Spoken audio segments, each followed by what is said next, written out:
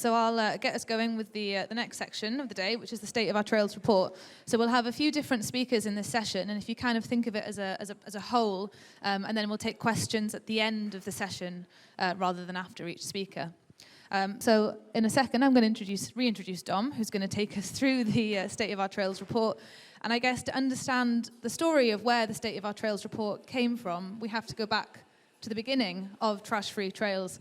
And one of the things that Dom knew was that we had to back ourselves up with evidence. And there was no science on the provenance or the impact of plastic pollution on our wild spaces. So that became a clear part of the mission of trash-free trails, was to contribute to this body of evidence. And the State of Our Trails report has become a hub for this project. But we needed data, and that meant that we needed everyone to become community scientists, citizen scientists.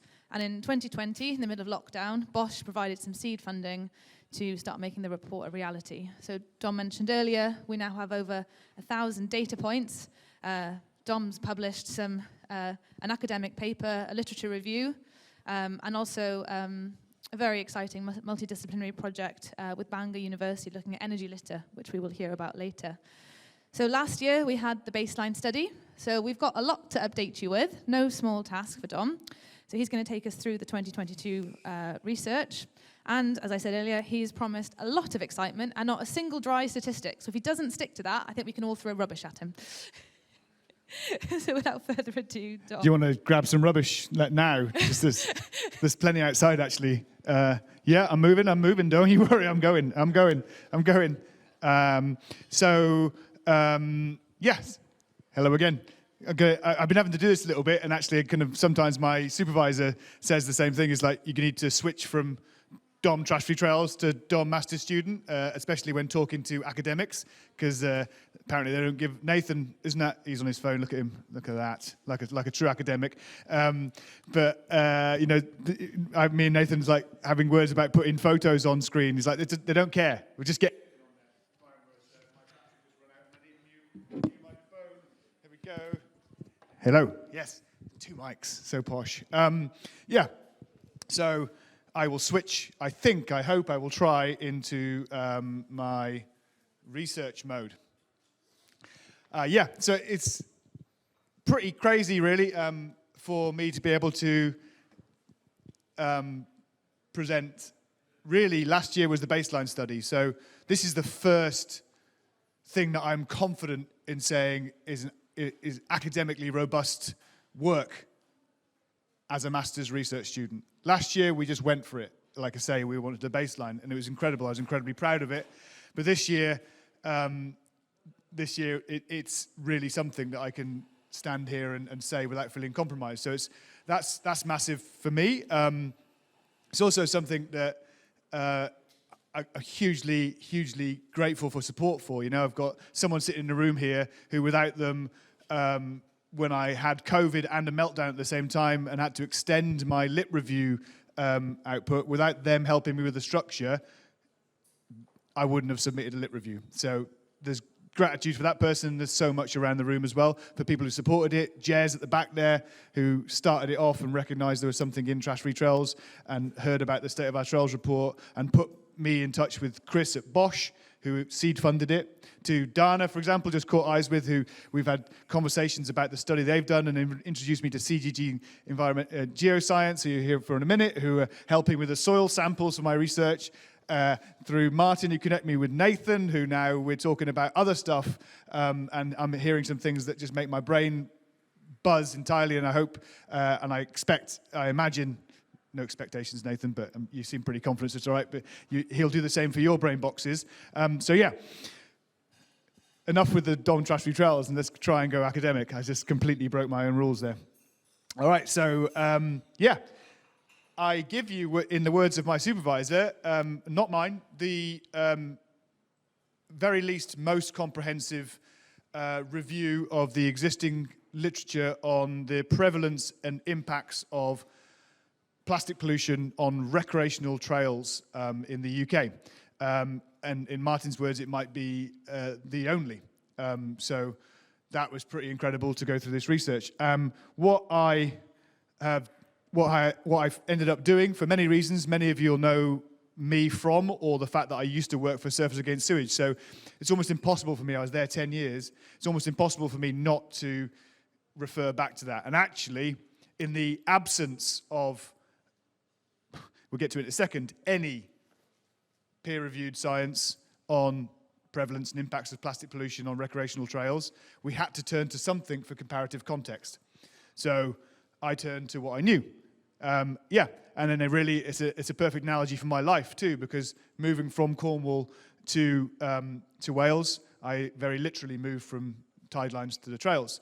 And again, in Martin, my supervisor, he sound bites it very well, is that the way he sells sometimes our project to people in a really simple way is that we want to bring the beach clean mentality inland.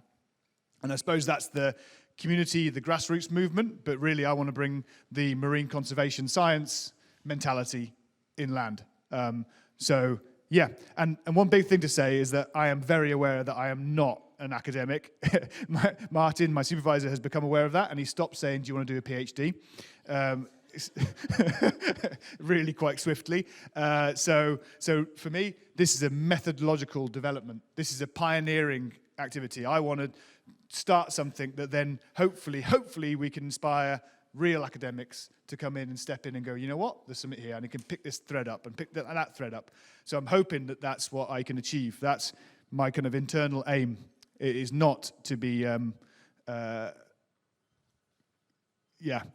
creating pioneering science. As you can see, I've just got a 5-meter bit of tape outside and some Costa cups thrown on the floor. So yeah, it's not the Hadron Collider.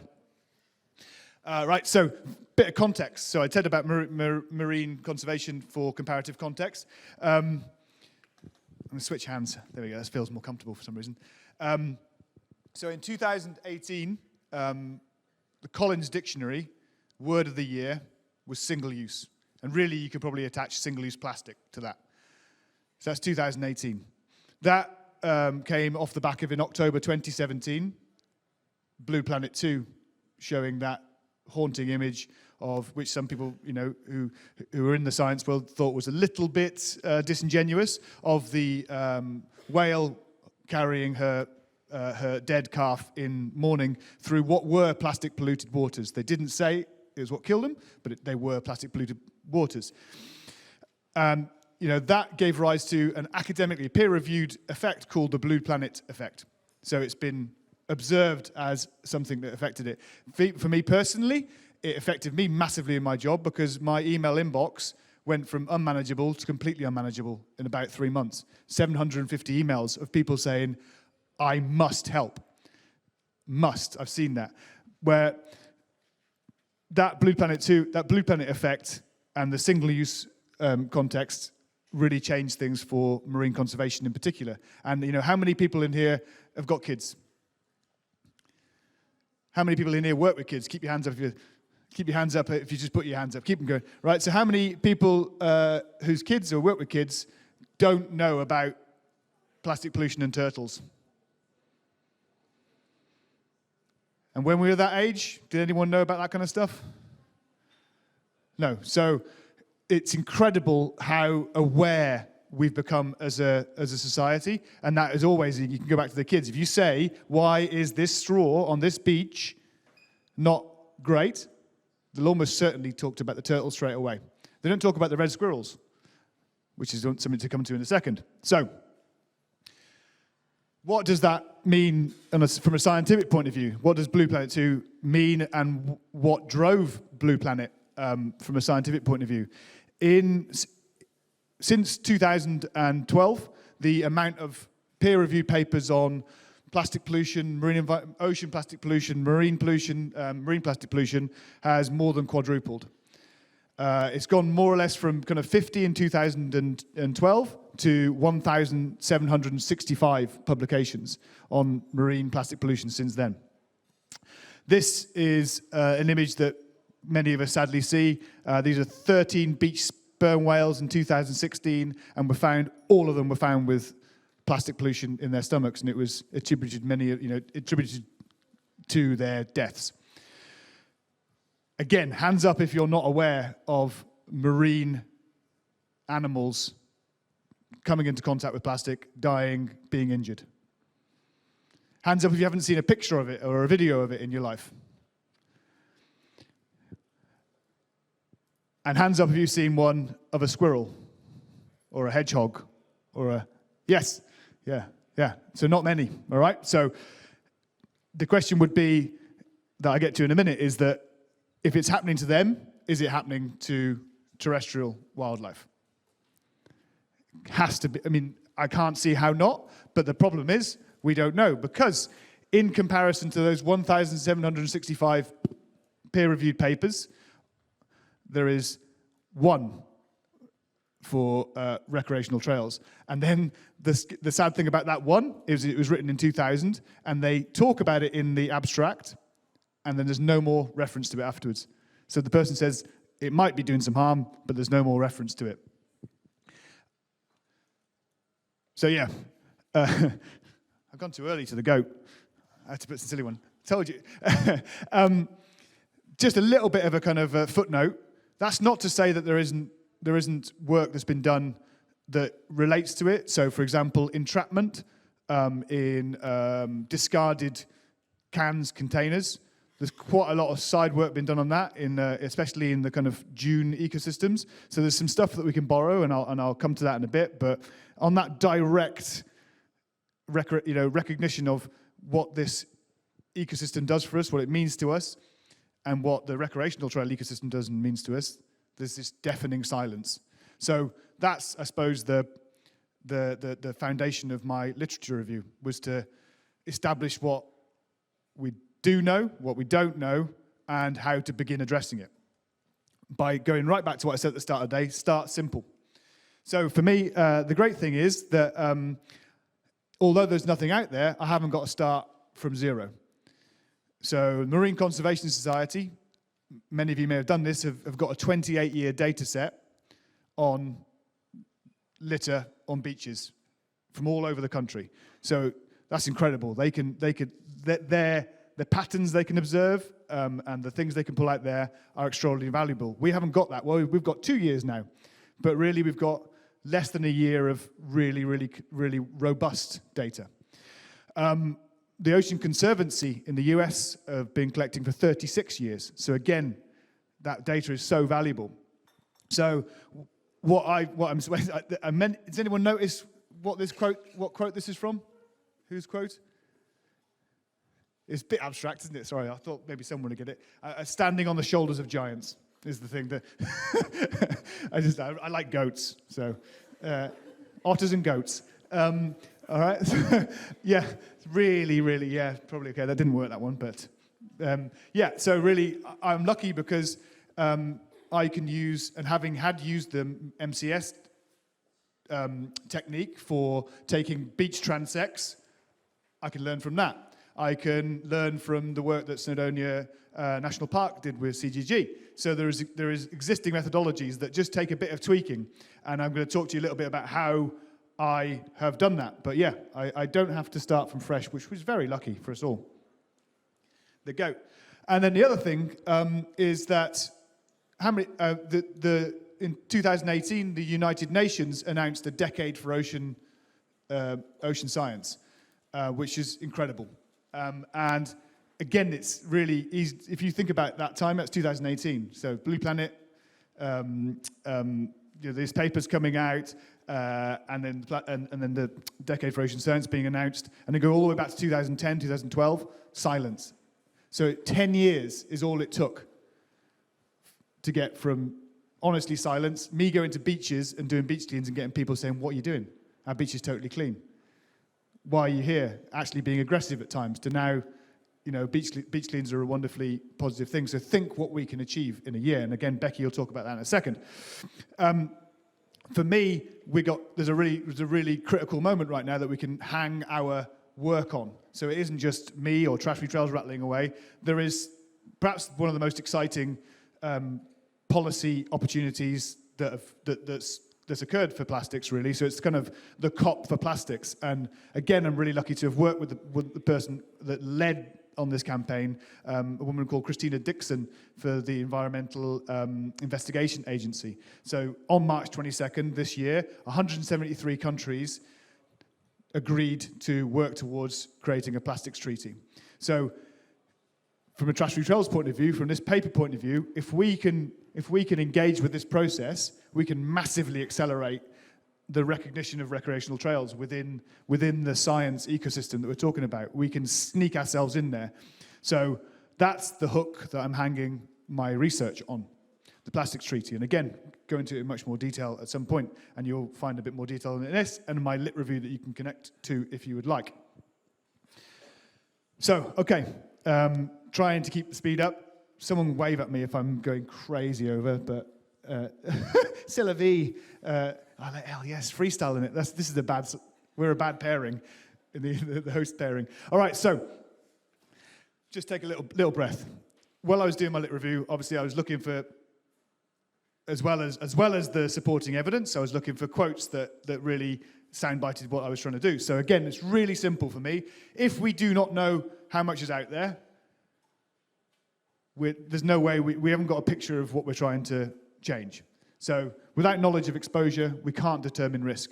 So the first thing to establish is prevalence. And then I split that work into, so prevalence being how much is out there.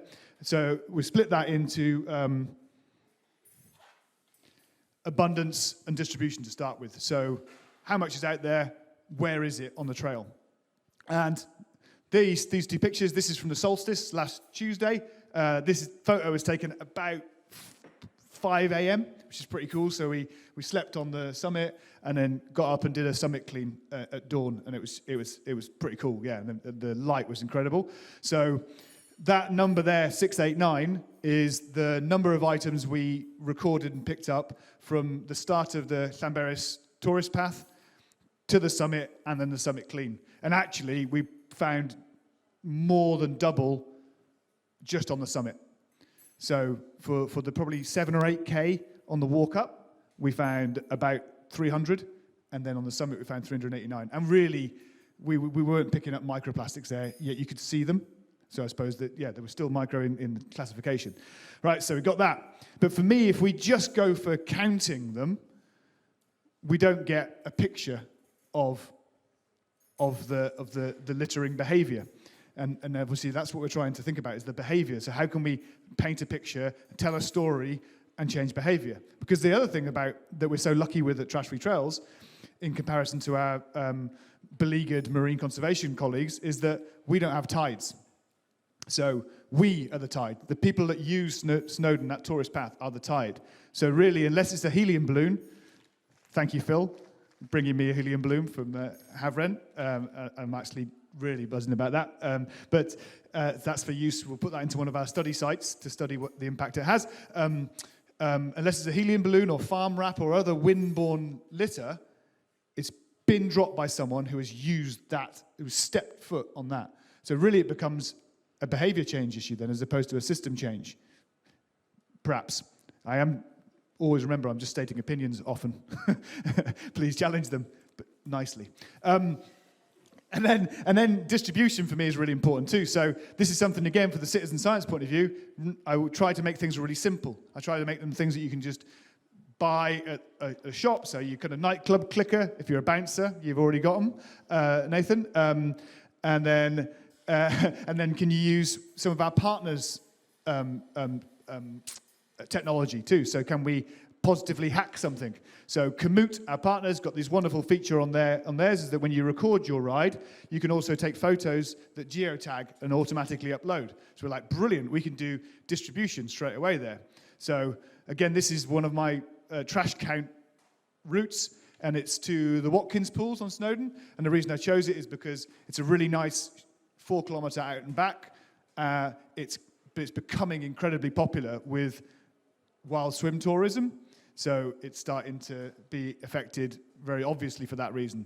And you can see that on the way up. But I'm starting to see different images, like you always find more litter at the summit. You can always spot when people need to have a rest on walks. So again, I'm starting to paint a picture. So abundance, distribution, painting that picture. Composition. So I'm going to go outside for a second. Oh no, I already collected one. There we go. Right. So it's all well and good to say we've got 100 pieces of litter, and we found it here. But we also need to know what that litter is made of, is made up from. So materials, types, brands. So yeah, and then we obviously get our picture of that. That enables us to zoom our targets in and focus on people. So for example, we talk to the brands about how they can help us influence behavior. So yeah, composition studies, and again, make it nice and simple. So that was one of the nicest days at our Halloween trail clean tour last year. I couldn't do the one at Barry Sidings Manon because we found 3,814, I think it was, Rich, pieces of litter at Barry Sidings, and none of the pictures kind of do it justice. You can't see it. Sorry. And and it was really windy, so we had to go and collect it again from the other end of the field at the end. So this is at Greno Side, taken by the wonderful Rich Baber, this photo. And yeah, you can see there that we've got some pretty interesting stuff in the composition here. So this is very nice. Weirdly, that was starting to break down too, so bits of plastic were falling off that. Right, so up until this point in my research project, there's I've got a lot of best practice, a lot of good practice to follow. So, I'm not really saying things. I can use MCS. Although we can't really do exact, so that if I go back one slide, that's not an exact transect as you would do on a beach, with a 100-meter transect, but it is, in the words of my supervisor, an analogy of a transect. I can bring some of the techniques across and justify my additions, where, weirdly, there's absolutely no methodology for the placement of single-use pollution in our forests or on recreational trails with a view of studying the impacts it has on the flora and fauna over a period of time. So we've had to completely develop that ourselves. But just some of the things that we, Trash-Free Trails, have observed. Again, there's no other evidence around that I've seen, that especially peer-reviewed. So, for example, I'm making up terms as well now, and I'm trying to get them. So, call this a smothering effect. So that's Dovey Forest, 2022, and that was a Foster's bottle. It's come out of that imprint there. But I think that Foster bottle had been there since 2016 because I was finding which is when the RAC rally had passed through, because I was finding lots of stuff with 2016 dates on. This, John Bellis, are you here? Where are you? Yeah, we found this in Cannock Chase, and Neil, when we first met Neil, and Neil became, where's Neil? Neil became an A-teamer that day, and we call this terrariuming, if I can say the word.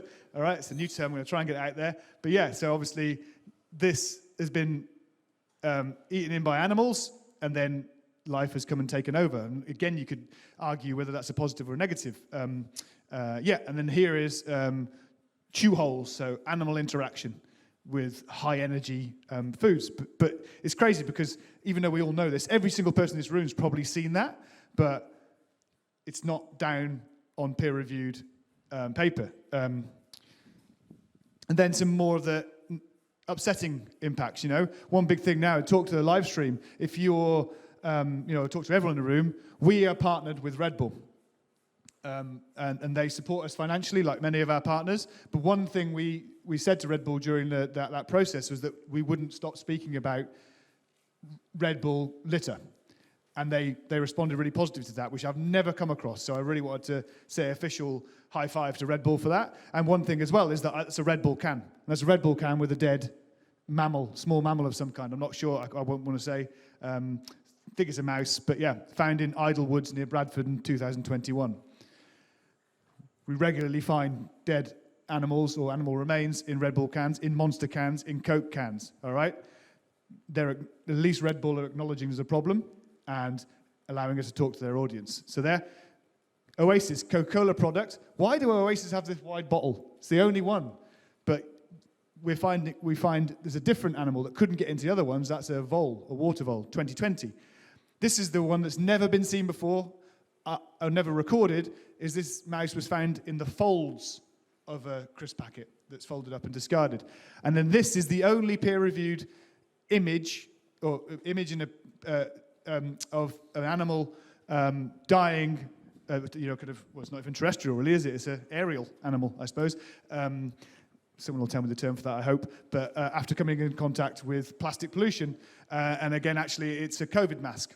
So that was a dead American robin in Chilliwack, BC, Canada, April 2020. So that's all I found in my literature review. So impacts, this is what we mean by impacts, flora, fauna, interaction, injury, mortality. Man, I am going over. Right, so yeah. This looks like artfully just that I just didn't finish, and I thought, I'm going to get myself stressed out if I try and finish it, so I'll just say that out there I have now placed,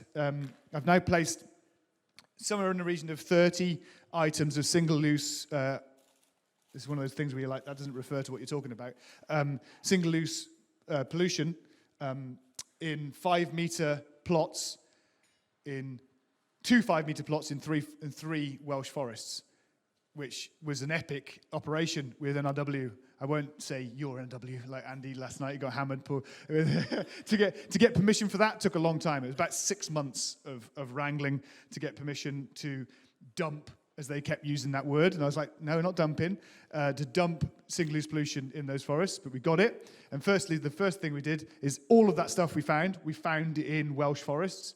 So it was going to be there anyway. We just moved it. And we're now monitoring that monthly to see the impacts it has. So, some of the things you saw there, sadly, we may come across that. And again, I want people pushed too, because we had a few challenges from people about, well, what if some animals die doing it? It's like, well, they are dying. We need to record it, and we need to bring it to the fore and create unavoidable, unignorable evidence. So this time next year, last year we created a baseline study. This year, I've got a 9,500 word literature review that you're welcome to read, but Tom Hill and Becky have condensed it, so you may as well read the condensed version. And next year, I want to stand here and have a published paper that has some information on the impact that plastic pollution is having on our recreational trails, the places that we love, and the things that rely upon those places. So that's my pledge. And then from an academic point of view, and then from Trash Free Trails point of view, again, never really said this out loud, is that this is a positive thing, because we do believe we can create a change. So we believe we can create a sustained reduction in the amount of single-use pollution on our trails and wild places by 2030. And reconnect people with nature in a measurable way. We're not just saying that randomly. Rich knows and will and can how to measure that. Ask him about it. He'll tell us later on, right? But if we haven't achieved that, if we don't look like we're going to achieve that, we'll step aside in 2030, right? We're not just going to become an every year hamster wheel litter picking organization. We're here to make a difference or not. We're not here to self-justify, okay? So that's another thing I want to put to this room, is like, make progress. Let's not greenwash ourselves or make pledges that we can't achieve. Let's make a pledge we can achieve, and let's bloody achieve it, and then hold ourselves to it kindly. And I suppose that is apologies for going so far over, but I did a lot of work on this, and I just started talking. Yes, thanks for at least pretending to pay attention, and for everyone who's helped me and Trash Free Trails get to the point of putting a and I didn't think I could do a master's, so at least done 25% of it. So thank you very much, and I'll hand over to Becky, who's been one of the people who've helped me do it. So Becky, go for it. Oh yeah, and that's one of the samples.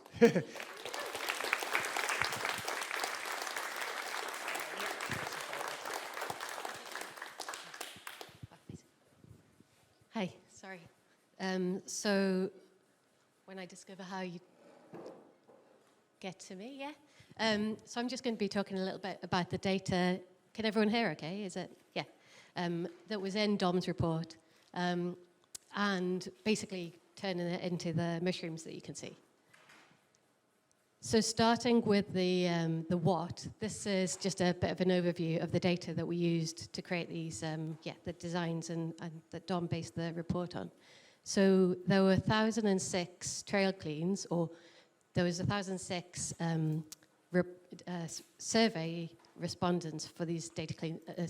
trail cleans. I'm sure there are a lot more trail cleans, but we've got data for 1,006 of them.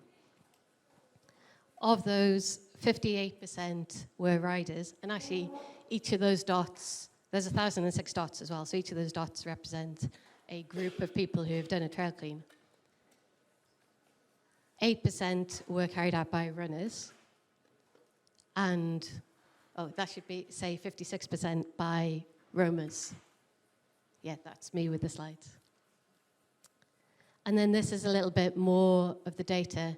You don't necessarily need to look at the numbers specifically, but this is the data that we used for the mushrooms themselves. So we've got the total trash that was collected on these trail cleans, the number of trail cleans that occurred, and then the average time spent by each of these different groups, and the miles that were cleaned within these trail cleans. And I suppose the main thing about these is that each of these lines within that is showing the riders, the runners, and the roamers. And it's not one group that's dominating each of these things. You've got the runners that are doing more of the trail cleans, so 58% of that. But then you've got the roamers that are collecting more of the trash. And runners, generally, we haven't got as many. There was only 8% of data that we've got for runners, but they're still covering a lot of distance for the average miles. And they do it quicker, basically. They can run further in a shorter amount of time. So we've got all these different groups in this community that are bringing something different. So the why mushrooms, this was a conversation with Dom and Stan. It came out of that when we were talking about this year's summit and the data, and basically how the community trash field trails is mimicking nature, and talking about mycelium networks, which Stan will talk about properly after, but basically it's saying about the root system below the forest floor, and these root systems are communicating and passing goodness, basically, I think, through the root systems.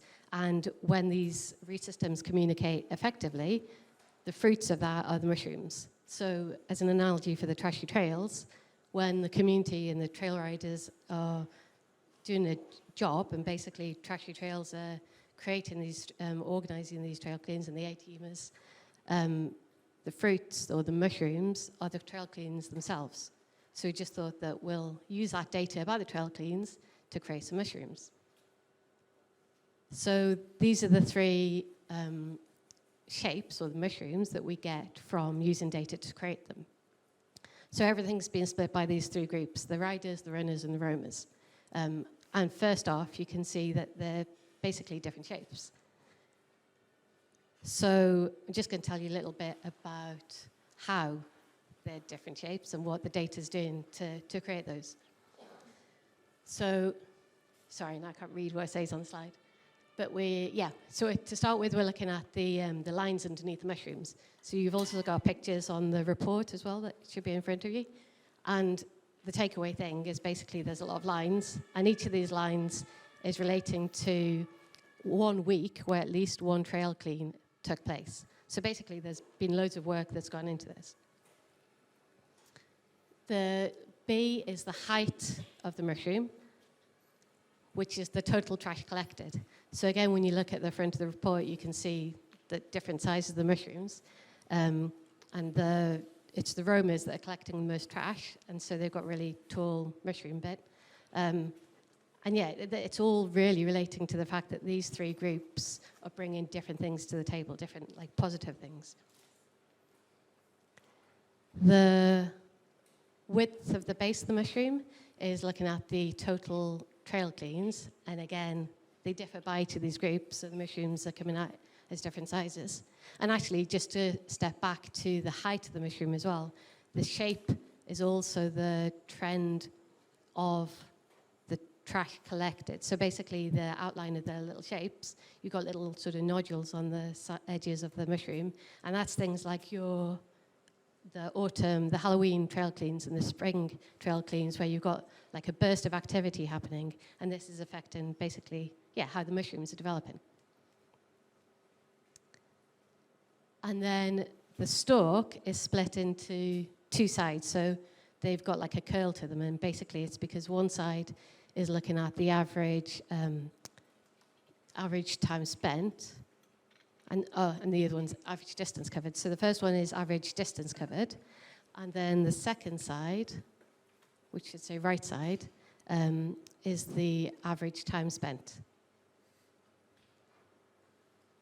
So basically, the shapes of these can tell us a little bit about the data without it just being about bar charts and hopefully something that you'll remember, or at least take away that the mushrooms are different sizes. So the riders, biggest overall because there's more riders within the community than any other. They are they're conducting more trail cleans than any of the other groups. They're spending a lot of time doing it and collecting a lot of trash. The runners is the smallest group just because there's less runners as part of the community. But actually, when you look at the data, one of the interesting things is that the runners seem to work in bigger groups. So I think the largest number of riders that we've got data for is about 35 riders in a group, whereas there's a trail clean with the runners whereby 63 people came along. So when you think about the effect that that's having, and that the fact that 8% is relating to one form, and so on these forms there's like 63 runners, which is, it's just showing the power of these different sort of communities coming together. And then finally the roamers, which is the tallest mushroom because they're collecting the most trash. So there's just repeating the point really that they all bring in something different and something positive, and it's because of this collective community that there's so many different positive outcomes. So as a final thing, going back to the why, sort of said about the why the mushrooms, because it links to this mycelium network and the work that Stan and Dom are going to be talking about a little bit more later. But really the main why is this 2,261 is the total hours of trail cleans. So by the volunteers, it's 2,261 hours that people have basically given up their own time for. And that's not including the work for Treasury Trails, of organising these, and the A-teamers for organising them and promoting it, or the time of these volunteers who are submitting this data. So like that equates to just under 4 months of somebody working 24 hours non-stop. And so if by showing you the mushrooms compared to the bar charts that we looked at to start with, which I'm not sure how much of that you remember in terms of the differences, but the mushrooms are quite stark. It's showing what's going on within this community, that actually if we can do a little bit of justice to all the volunteer hours, and actually that makes or has a positive impact with what we act on today, then hopefully that's worth doing. Thank you.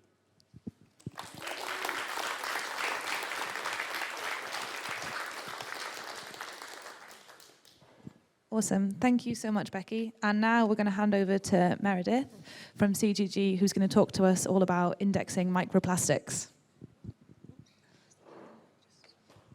That side. Hi. So I'm from CGG. So it's a quick 15-minute presentation about microplastic indexing. So this links a lot to Dom's work, and that's what we're going to be working together with his samples. So just quickly, from me, just a quick hello. So my background, I have a Master of Geology in Geology from the University of Leicester. So it was an undergraduate master's degree. And I started at CGG in November last year. And I'm currently working with the R&D and environmental team to working on microplastic separation and working on some new methods, which are hopefully going to be published at some point soon. So keep your eyes out for it. So just quickly, why do I care about looking into microplastics themselves? So as Dom was talking about, the blue planet effect, so I started looking into them with my master's research on corals from the Mozambique Channel. And my master's thesis supervisor asked if I could look into some effects of microplastics on corals, which I was quite happy to do. And so I did a quick literature review on the microplastics. And you can see from this paper, this is from 2015. Ooh, sorry. Oh, I'm going ahead now. You can see from this paper from 2015, like shavings of polypropylene in the corals. And you can see how you can get necrosis of corals and how they are affected by our pollution, especially in areas like, Great Barrier Reef and other areas. So seeing the effects of the plastics on these corals, it was really important to me to understand, where does this plastic come from? And it's quite a wide outlook to have it on big areas like, as I said, the Great Barrier Reef. But, how does the plastic affect our environments closer to home? So that's why it's really important to do this research. So, CGG, so traditionally it's an energy and natural resource sector, but we're moving into more environmental challenges for a sustainable future. So we're looking into identifying and extracting microplastics from samples, so the soil samples as well as coastal samples, amongst other environmental projects. So this is just a quick overview of the workflow that we're going to go through. So starting off with sample collection, so this is what Dom's been doing. So this is an example of what we did at the Conway Estuary. So we select sites and then collect along each site, and making sure to collect with each sample being as plastic free as possible. So collecting with metal trowels and put them into aluminium foil bags. And also making sure if you do use plastic to make sure you record what type of plastic so you can exclude them from your studies. Sorry, we're going to get into some data, but I promised I'll go through it quickly. So this is one of the main methods we use for screening samples. It's the ChemScan screening method.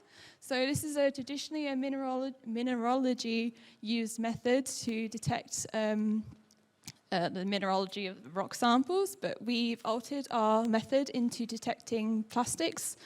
So you can see on the screen, this is from Snowdonia, is this one, and the one in bright pink is from the Summit site, which Dom has talked about being especially polluted. So yeah, you can see the big pink angular fractions on there, that's the plastics. And this is a really important method to be using because you can tell the size of the plastics, the amount of plastics, and the angularity of plastics, which is really important to understanding how these break down and the original site of plastic pollution. So yeah, and then after that we use a micro-FTIR, which is a method of bombarding with electrons, and you get a little vibration from the material, and it identifies the chemical structure.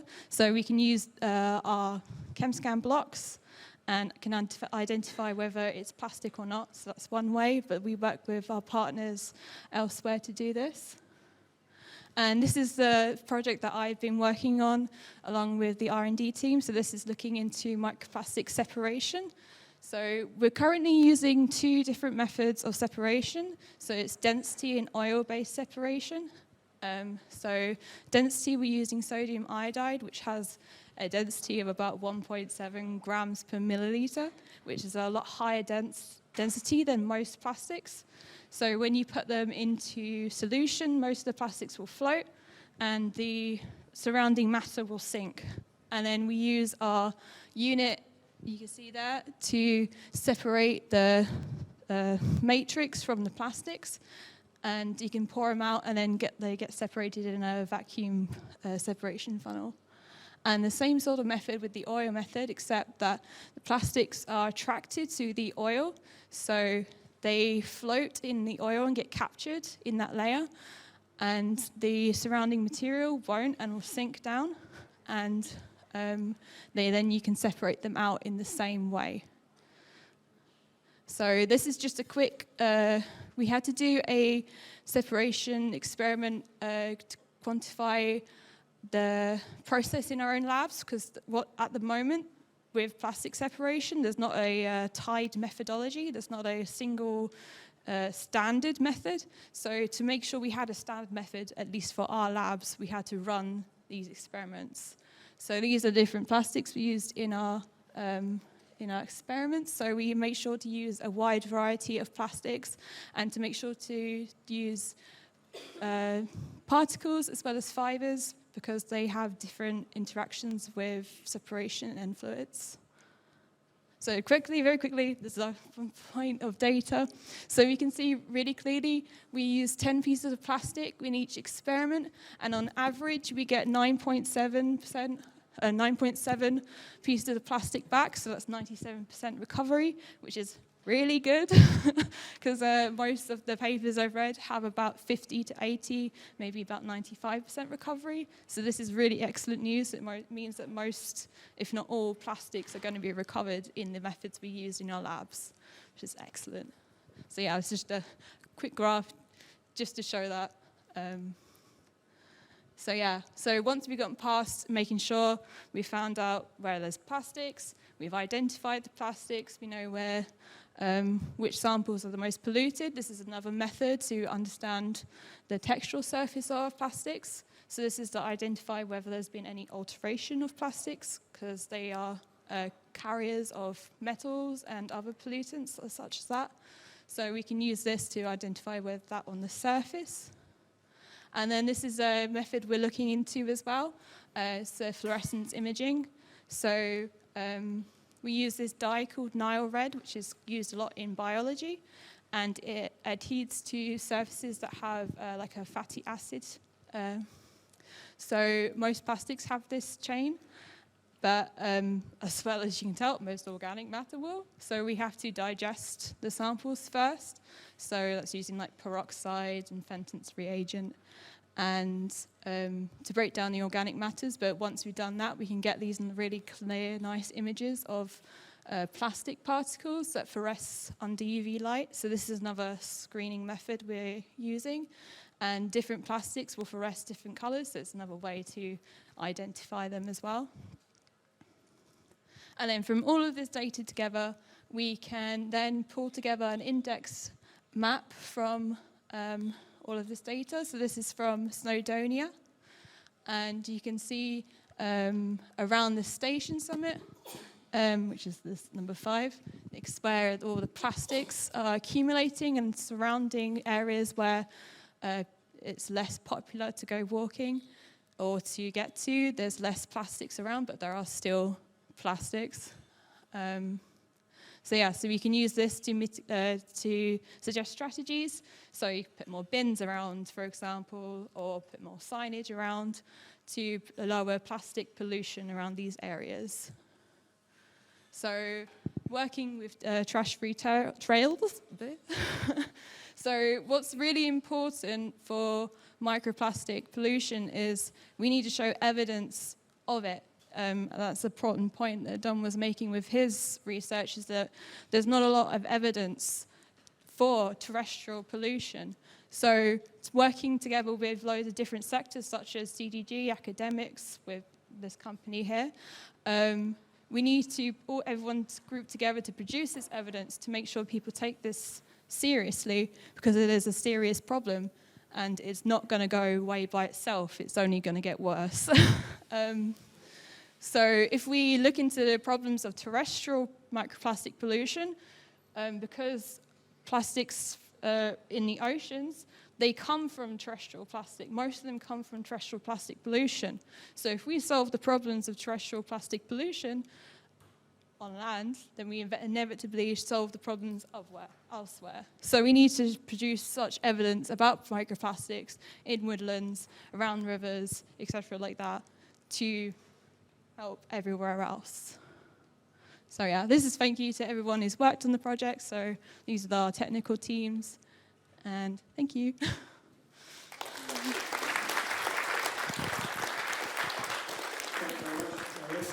Well, I'm going to double mic.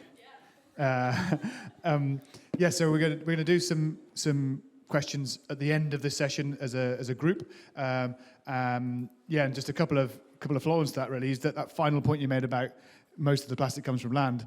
One thing I did say last year, but I will reiterate, is that the estimate suggests 4 to 23 times more plastic pollution is escaping into and remaining in terrestrial ecosystems than ocean. And does anyone know off the top of their head the estimate for how many tons of plastic pollution enter the oceans each year? No. 8 to 10 million tons of plastic pollution into the oceans each year. So if the top estimate of that times that by 23, that's how much is escaping into terrestrial ecosystems. And we don't really know much about it other than agricultural sense. So I'm going to keep this a little bit of a mystery because it's international man mystery that he is. It's a term called semiotics that kind of is both interesting and baffling in wonderful equal measure. But it's I think it will become clear why we think it might be really important. And really the title of this would be, can we create a brand for the environment? So I'll leave it there and introduce Professor Nathan Abrams from Bangor University. It's a muted applause. Give it a big one. And just remind myself, actually, and Nathan, if we can, make sure we speak to the guys in the live stream as well, because there we go. Yeah, you're right. No one sounded excited for me, Dom, except you. Right. This should advance it, right? There we go. And you got my name right. Fantastic. That's usually the first problem. Okay, I'm new to this whole scene. If this is a disaster, blame Dom. This is Dom's suggestion. I think you likened me to a bouncer at some point. I'm not sure what that's about. But one connection I will make, to what you said and to the previous slide. That previous slide looked very much like previous presentation. The one with the planet, sun, looked very much like something from 2001. And I'm very much into Stanley Kubrick, which has sort of what I'm going to explain, but has nothing to do with what we're doing today. And the other thing, Dom, you'll like this. One of my nicknames is Goat. And not because it's greatest of all time. But we can have that conversation later. Okay, so apologies for the absolutely horrendously horrendous. I'm really unfamiliar with Google Slides, so I just put this together very quickly, and it looks horrible. But I think it sums up. So, it's here. That's great. Just noticed that. It's better than the uni. This is the uni, but not a bit I've ever been in. Anyway, right, so I don't even know why that's funny. Right, so let me talk a bit about what we've been doing together, where we've been, and for the last 6 months. I think it's been 6 months, 5-6 months, and where we're hopefully going to go. So what am I doing here? How did I get here? I'm just going to take you on my little personal journey as quickly as I can.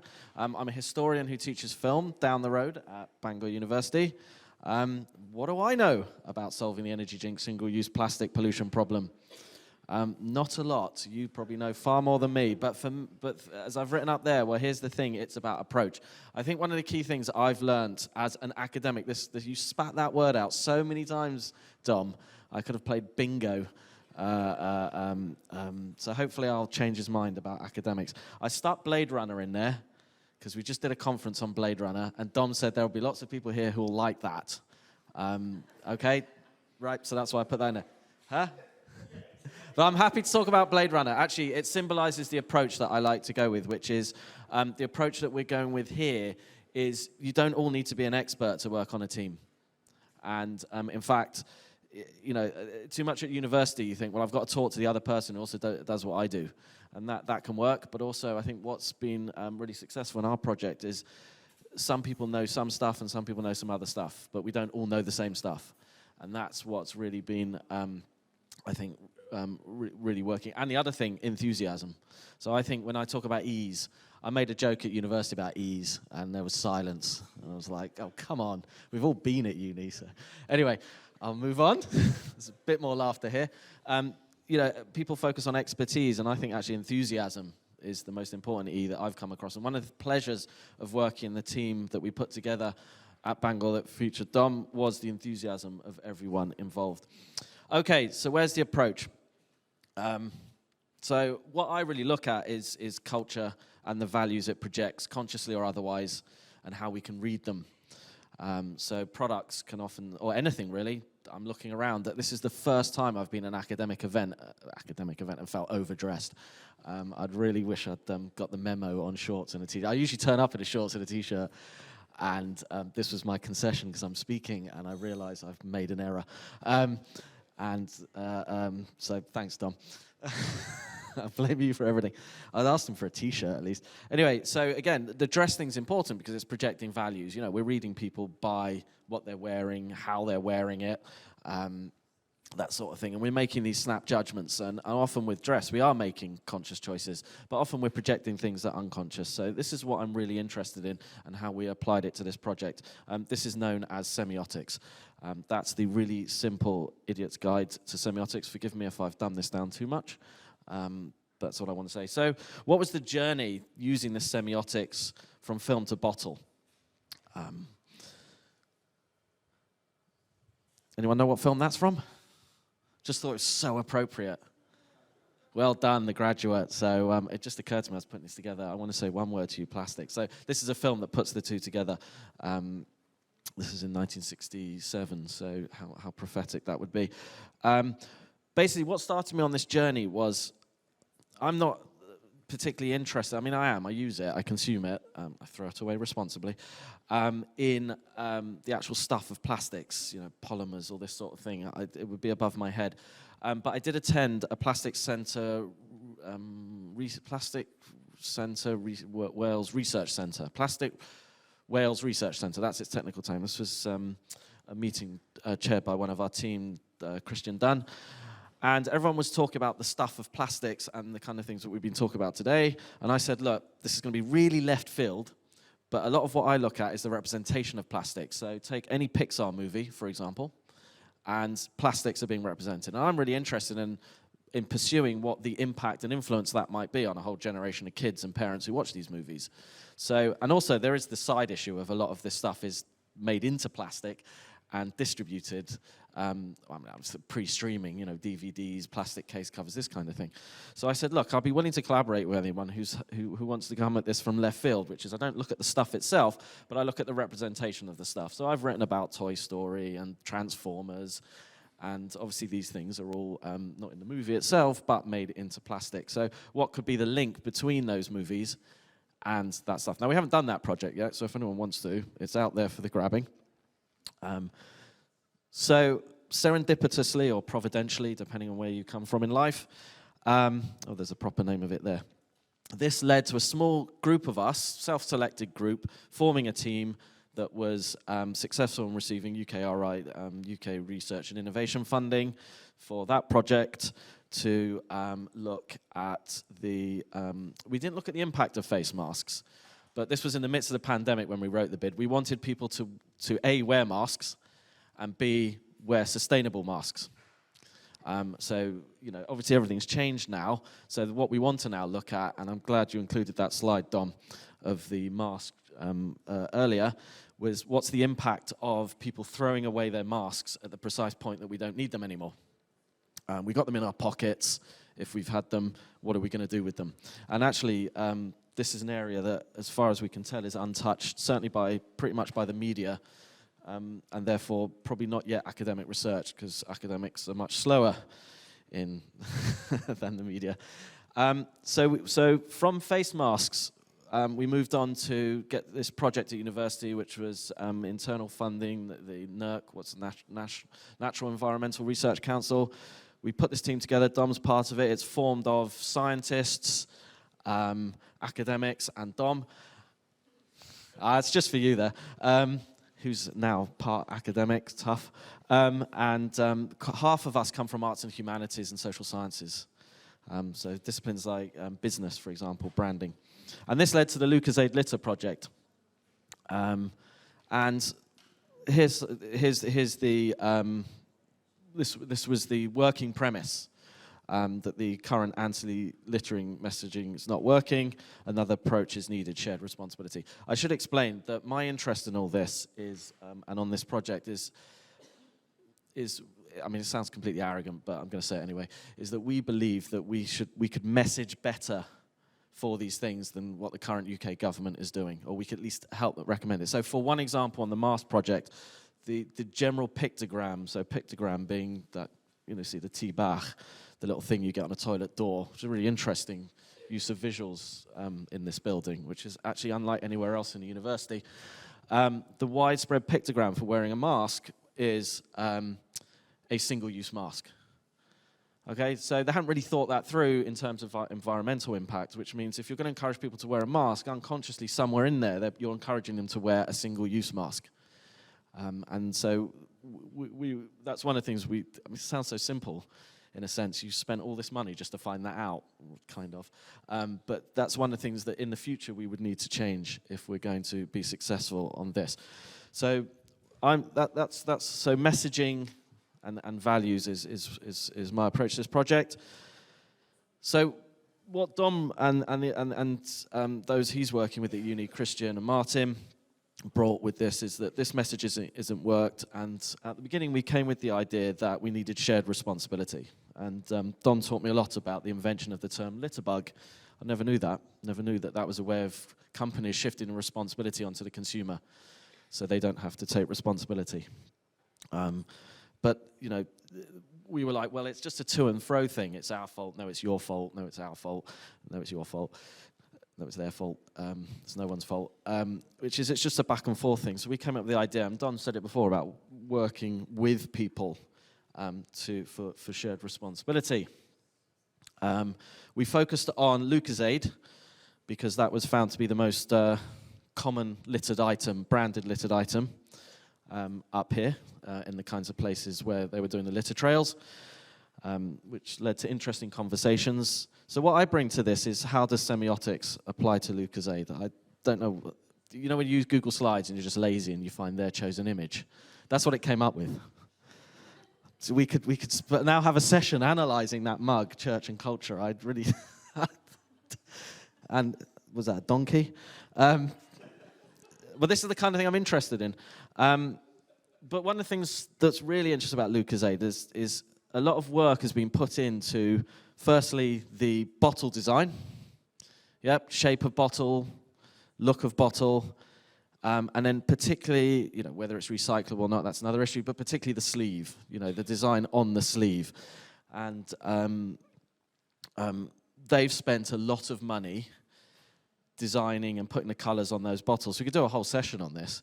But just to take a few takeaways, those of us who are, I hate the stuff, so I never drank it. But if you're older, you'll remember this is what you drank when you're unwell. I think younger people still drink it when they're unwell, and that was deliberate. That came out of, and here's a few things that Lucozade is the name is glucose plus aid. Okay, so glucose is there to help you get better, and they made Lucozade. But then they made a conscious brand redesign to turn it into Lucozade Energy. So they've moved away from this is something you drink when you're ill to this is something you drink when you're roaming, riding, and what was your third R? Roaming, riding, and running. Thank you. See, such a fish out of water here. And yeah, so this is one of the things that the branding, why Lucozade? The conversations we had in the group, and I suppose you know better than me, is that real professionals apparently don't drink the stuff. I don't know how many, is anyone here going to admit to drinking it? Is that a question I can ask? Yeah? So a firm minority, right? So obviously there's a connection between the sorts of people that drink that, the littering, and then the messages that Lucozade is sending out to those people. And we could go into much more detailed discussion about the colors, the shape of the letters, and how this brings in lots of things unconsciously. Some of their bottles invoke Star Wars, right? Whether you know that or not. I'll try and find a link to Blade Runner for you. So one way we came up with in the group is imagine a warning style label on the bottle, like we might have for tobacco. Hopefully, can you read all that? Failing to dispose of plastic drinks bottles causes death to wildlife. So this is a mock-up done by a member of the Trash Retail's team. Thank you. Are they here? Yeah, thank you, Ellie. So this could be one way. Could we put a label on there to warn people off? But I've come on a journey in this project. So at the beginning of this, I thought, right, yeah, it's shared responsibility. I mean, I generally think, it's my own personal view, I tend to blame the company, right? That's my personal disclaimer. And there's also the individual responsibility for dropping the thing. But I've come to think what we need to do is using semiotics is take the companies on at their own game. They at point of sale. So they spend a lot of money. They spend a lot of money getting us to buy the product, right? I think at the point that we've bought the thing, it's another step then to get us to drop the thing, to not drop the thing or to dispose of it responsibility. But I think we need to take it back to that first stage, which is, can we beat them at their own game? The question is, who's going to pay for it at point of sale? So that if you do go into your local shop or supermarket and you're about to buy this, rather than having the message of please don't, please dispose of it responsibly, please don't litter, that actually get people not to buy it at that point by branding for the environment at that point. So the project that hopefully we're going to put together and get some money is to consider how can we brand for the environment? How can we take on the products at their own game? And so that's the sort of left field way I'm thinking of this as a result of working with Dom for the last 6 months. So thank you very much for that. Thanks for having me. Diolch yn fawr iawn, and I hope that was coherent. Back to the host.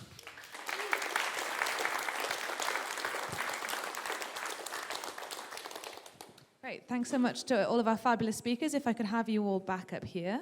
We'll just have time for a short Q&A and then we'll take a 10-minute break. So, any plastic nerds, data nerds with some burning questions?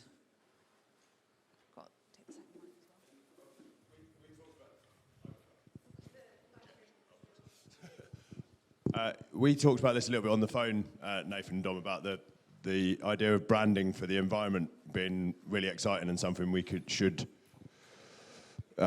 be able to do. Actually, it might not be that difficult, and I just wondered if in the room and in this group whether we've got any ideas about what that might look like. Because what I've been thinking about is you see adverts for North Wales, you see adverts for Tunisia or whatever on the telly, but that's not an advert for the environment. So I mean, obviously we're not going to solve it now, but is there anything just initially that we can think of, like what might that look like? Is it a billboard? Is it a sticker, or is it the label on the bottles that you've talked about already? Well, I think it's I hate this term. One of my students keeps using it, a multimodal approach. So all of those things. I mean, if we're gonna be serious about this, I think we have to do what they do.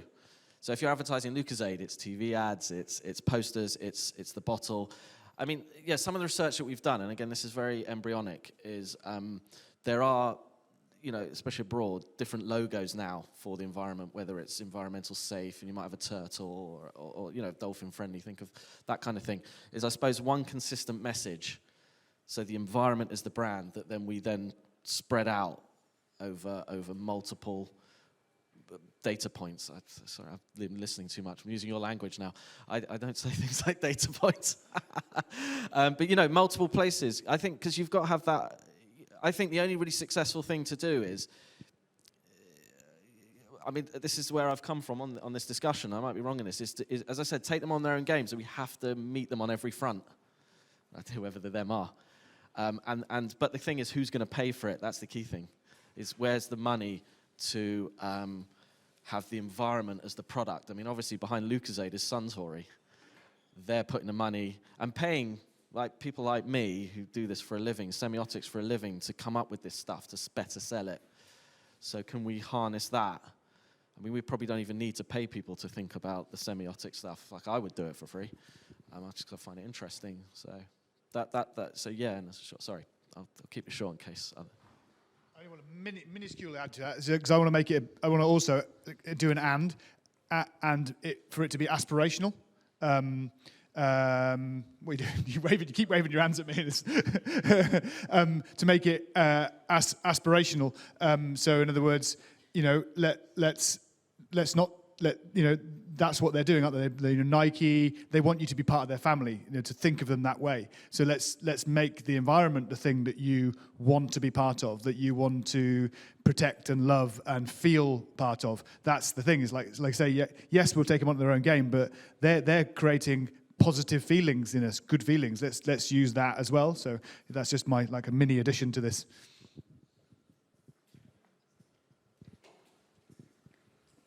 Thank you. Yeah, thanks to all of you for sharing all that. Super interesting. Really interested in the nature of the messaging within this new story for our community. Whether it's, I don't know if it's an unhelpful division. Is it more the sort of stick than the carrot? Is it calling out these brands and the actions in a more kind of provocative kind of way, or is it also, like you just said, Dom, playing the same game of trying to create community and bring people in a more positive way, engage in not just your responsibility, but your possibility of doing good as well. So interested in that, if there's any evidence in where you take the messaging and what has the most effect. I should be clear, I wasn't criticizing any current messaging by groups like Trash Free Trails. That was with the Mars project. I was very clear that we think the messaging is wrong, and therefore the message. Here, we haven't come up with the solutions yet. It's just a way to think about it, to go forward, to take that power. So the discussions we had is to move it away from blame. So it wouldn't be talks of carrot or stick. I'm going to waver a bit here on this one because we haven't gone as far to think about, coming up with what the logo might be would be one thing, and then the messaging underneath that would be the second thing. And one of the ways that we're thinking of doing this as a trial project is to take what we did with Lucozade Litter, which is mainly about dissemination, about spreading what we're doing, whereas we've done all the research for the Mars project but haven't done any dissemination, is taking the methods of dissemination, applying it to the research of how can we dispose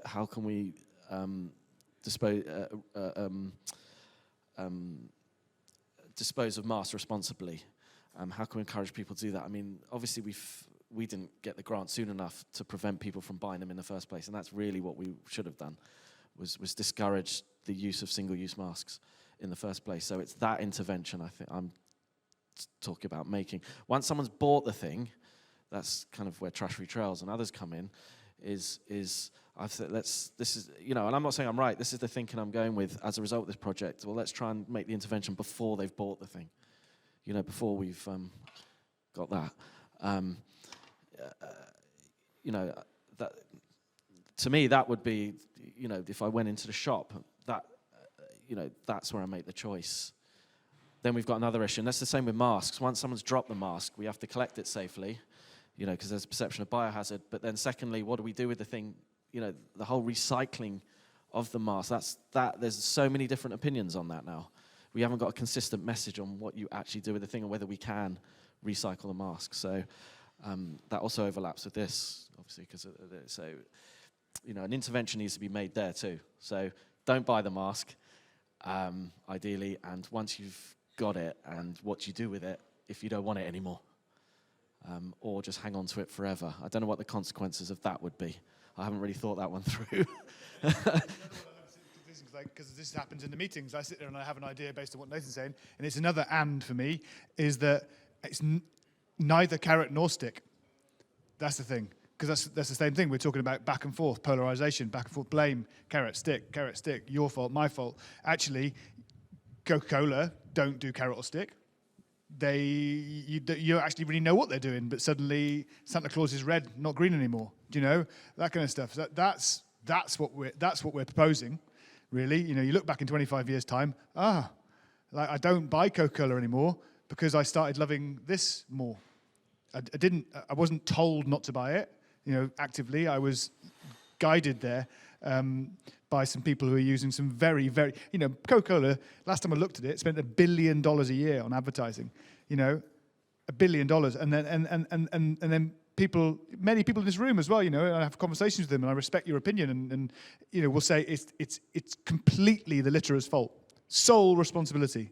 Yet Coca-Cola make 200,000 plastic bottles a second, and they don't, I mean, do they spend any of their $1 billion on not littering? Probably, like maybe less than 1%. So that what they got no responsibility in that, in the life cycle of that product. It's purely on the consumer.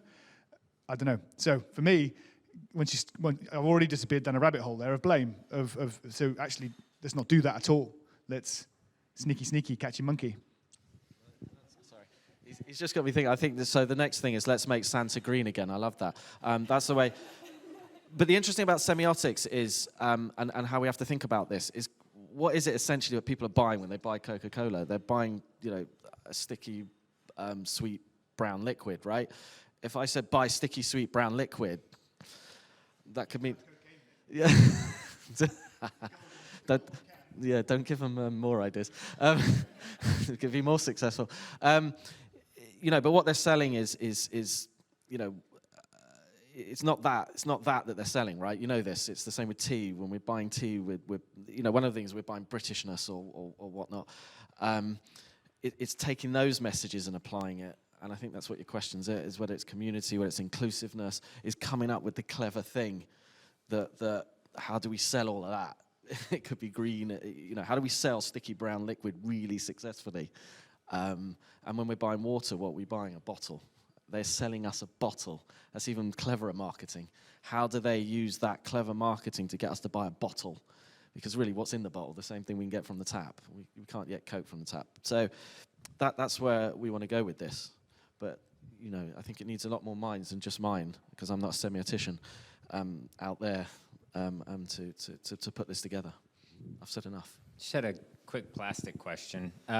Was there any comparative samples taken outside of the, roamer, rambler, running kind of areas to sort of see whether or not we're seeing them in elevated quantities on the trails versus, say, other parts of the natural environment or other parts just, around? Like, is it as bad as like a city, or is it worse, or, is there any comparative studies that are being done on that?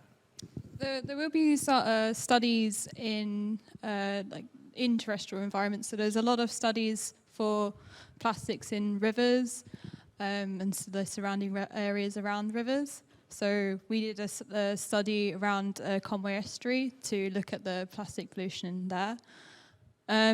There's more plastic. The papers that I've read tend to be mostly on the effects of plastic pollution within lab studies. So there are comparable studies out there, but a lot of the problem is why it's really important that Dom's doing this research is a lot of the studies out there are lab studies. So the plastics are fresh, so they don't have any of the degradation that you get in the environment. And as you say, like looking at the weather outside, it's highly variable outside, which is more controlled inside a lab. So, yeah, it's an interesting question because it's just something that we need to do more of, but there are some. Awesome. Thank you, everyone, and thanks to our fantastic series of speakers. Let's give them a round of applause.